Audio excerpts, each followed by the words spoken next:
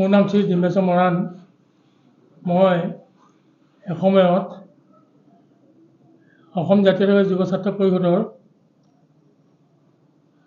জিলা সভাপতি 4 বছৰ কাৰ্যকাল কৰা হৈছে। 2 বছৰ কেন্দ্ৰীয় সমিতিৰ কেন্দ্ৰীয় সাংগঠনিক সম্পাদক, 2 বছৰ কাৰ্যনিৰ্বাহক সদস্য কৰি অহা হৈছে। এনেস্থলত আজি মই আপোনালোকৰ সন্মান জনাই অসমৰ জনসাধাৰণক সামান্য অকণমান বক্তব্য আগবঢ়াব বিচাৰিছোঁ। যিহেতু কেন্দ্ৰীয় আমি প্ৰতিনিধিত্ব কৰি অহাৰ কাৰণে এটা অনুভৱ কৰিব পাৰিছোঁ। বৰ্তমান ইলেকশ্যনৰ বাবে যে অসমত দেখা পোৱা হৈছে প্ৰায় উঠি অহা প্ৰজন্ম প্ৰায় 30% মানুহেই যুৱক যুৱতীসকলে ভোটাৰসকলেই অসমৰ যিটো ৰাজনৈতিক প্ৰেক্ষাপট ভালদৰে এতিয়া বুজি পোৱা নাই। সেয়ে মোৰ মনৰ মাজত যিটো কথা অনুভৱ কৰিছোঁ সেই কথাখিনি যাতে আপোনালোকৰ জৰিয়তে অসমৰ জনসাধাৰণক সামান্যভাৱে আমি অৱগত কৰিব বিচাৰিছোঁ। যিহেতু 83 চনৰ আন্দোলনৰ জৰিয়তে 860 জনক ইতিমধ্যে জাতীয় শ্বহীদ কৰিব লগা হৈছে।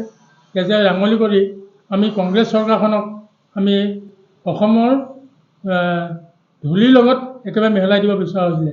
কিন্তু এনেস্থলত এতিয়া দেখা পোৱা হৈছে কি এচাম উদীয়মান ভোটাৰসকলে সেই কথাখিনি অনুভৱ কৰা নাই যে জাতীয় শ্বহীদৰে যে ৰাঙলী হোৱা অত পুৰুষৰ অত মহিলাৰ হেঁদু মুচি দিয়া, নাৰীৰ অস্তিত্ব হৰণ কৰা সেইখন চৰকাৰক এতিয়া যে আমাৰ নাজিৰা সমষ্টিলৈ আহিলোঁ কংগ্ৰেছ চৰকাৰ প্ৰায় আজি 30-40 বছৰ কংগ্ৰেছ চৰকাৰে চলাই আছে। তেনে সৰু উদাহৰণ নাজিৰা সমষ্টি গেলেকী অঞ্চলত সীমামূৰীয়া অঞ্চল, ইয়াত চাহ বাগান আছে, উদ্যোগ আছে। ইয়াত এখন ভাল মেডিকেল নাই। 6খন বিচনাযুক্ত এখন মেডিকেল আছে। সেই মেডিকেলখন আজিলৈকে সুবৰ্তিত নহ'ল।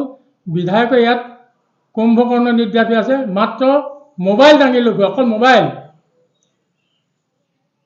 গতিকে তেনেকুৱা এজন মানৱ ব্যক্তি কোনো কাম নাই বুলি ভাবিছোঁ। আৰু কালি পৰহি সন্মানীয় মুখ্যমন্ত্ৰীয়ে কৈছে যে চিঠি লিখাত হেনো ব্যস্ত। গতিকে মই চিঠি লিখাত পোৱা নাই, কিন্তু মোবাইলৰ লগত ব্যস্ত থকাটো দেখা পাইছোঁ। 2 নম্বৰতে গেলেকী মুখ্য পথটোৰ টাউনখনৰ ওচৰতে মাত্ৰ 100 মিটাৰ, আজি 20 বছৰ দিন এই 200 মিটাৰ নলা এটা খান্দিব নোৱাৰিলে। সেই নলাটোৰ দ্বাৰাই 5টা অনুষ্ঠান পানীত ডুব গৈ আছে। নাট্য মন্দিৰ, বদ্ৰীদাস মন্দিৰ প্ৰাথমিক বিদ্যালয়, নাট্য মন্দিৰ আৰু বজাৰ এখন।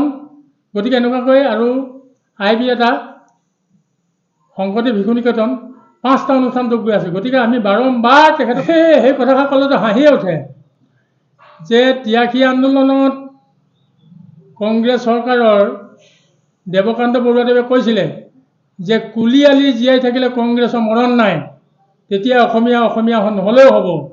গতিকে সেইখন চৰকাৰে, সেই কংগ্ৰেছ দলে আৰু কি উন্নতি কৰি দিব যে সেই কংগ্ৰেছ চৰকাৰে এতিয়া কোনো যেনে অখিল গগৈয়ে কয় যে বহুজাতিক কোম্পানীক অসমলৈ মাতিছে। বহুজাতিক কোম্পানীক অসমলৈ মতা নাই, ভাৰতলৈ কোনে মাতিছিলে? PV নৰসিংহ ৰাও প্ৰধানমন্ত্ৰী তেতিয়াই গেট চুক্তি হৈছে। আৰু এতিয়াও সন্দেহ বাংলাদেশীয়ে কয় যে আৱশ্যক হ'লে আমি অস্ত্ৰ হাতত তুলি ল'ম। কালি পৰহি নিউজত ওলাইছে। গতিকে এই কথাষাৰে আৰু তেওঁলোকে কি বৰ অসম কৰিব। আৰু ইতিমধ্যে গৌৰৱ গগৈৰ কথাটো TVৰ মতে পাই আছোঁ, আজিলৈকে আমি মুখামুখি হোৱা নাই। তেখেতলোকৰ যি সন্তান আজিলৈকে চিটিজেনশ্বিপ নাই। সেইটো তেওঁ এজন ডলাৰ বগৰী, পাকিস্তানৰ ডলাৰ বগৰী। গতিকে তেওঁ